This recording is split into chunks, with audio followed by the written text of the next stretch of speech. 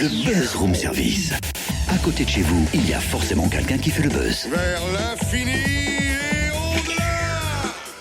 Tu sais quoi, Cynthia? Non. Je suis prêt. Je suis chaud patate. Allons-y. Oui, mais prêt à quoi? Et tu m'as dit demain, c'est un buzz avec un cousin québécois. Alors, je t'ai trouvé tout ce qui touche à ça. Est-ce que tu veux écouter? Ah bah oui, vas-y. Alors, première chose. Wouhou! Allons à la chasse au bison, tabarnak! Wouhou! Oh bah non, Totem, c'est Quoi? cliché quand même, pas ça. Je trouve que c'est cliché. Pas grave. La. Non, ça c'est cliché, tu trouves? Ouais. J'ai une deuxième chance. Bon, essaye.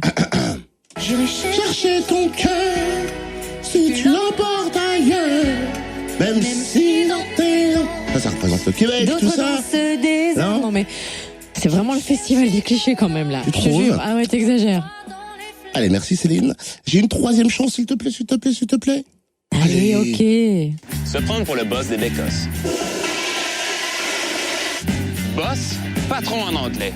Bécosse, back house, derrière la maison, là où à l'époque on allait faire nos besoins.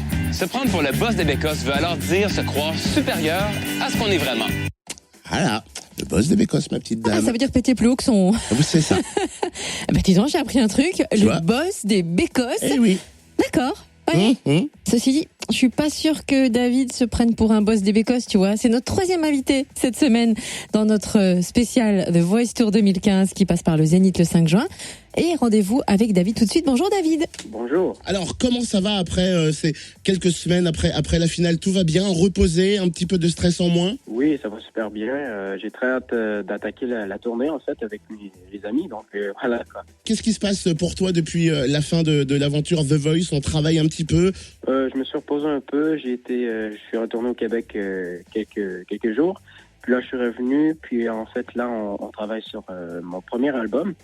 Donc voilà, on travaille là-dessus. Je travaille avec des compositeurs ici de France. Puis je compose aussi un peu. Donc on travaille mon album.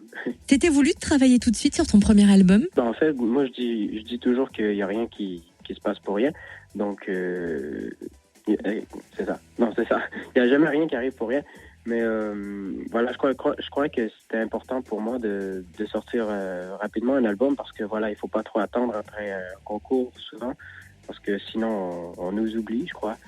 Puis voilà, pour moi c'est important.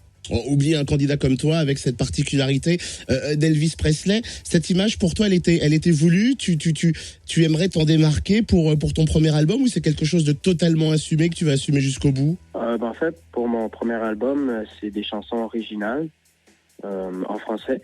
Puis il va sûrement y avoir des titres en anglais aussi. Mais pour le Elvis, en fait, avec The Voice, j'ai été à The Voice surtout pour justement prouver aux gens que j'étais capable de chanter autre chose que du Elvis.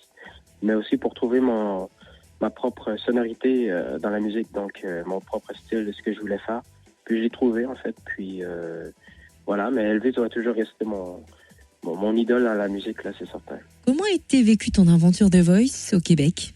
Non, dans ma ville, surtout à Saint-Raymond, partout au Québec, mais surtout dans ma ville à Saint-Raymond, il y a eu des rassemblements pour moi.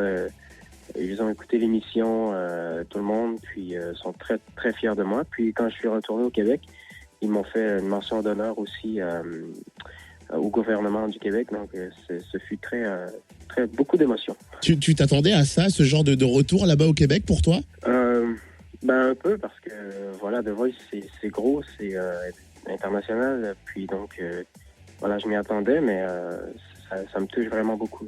Et comment tu te prépares pour la tournée The Voice avec tous tes camarades? Je dirais que c'est un mélange.